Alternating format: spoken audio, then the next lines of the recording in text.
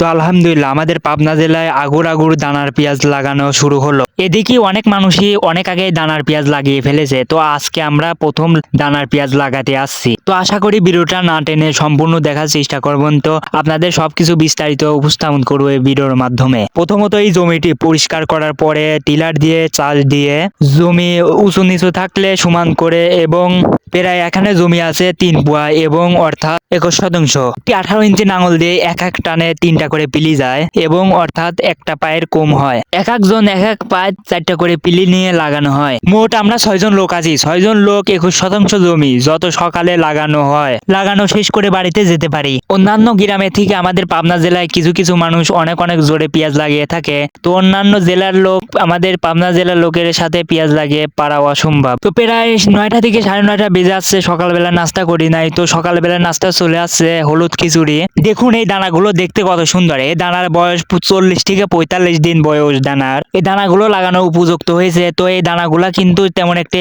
গুঁড়ো দানাও নাই, এবং দানাগুলা দেখতেও কত সুন্দর। তো মূলত এই দানাগুলা এত আগুর আগুর লাগানো হচ্ছে, তো এই দানাগুলা সাইড পার কাদা মাটিতে দেওয়া হয়েছিল। ভিডিও এখানে শেষ করলাম, সবাই ভালো থাকবেন।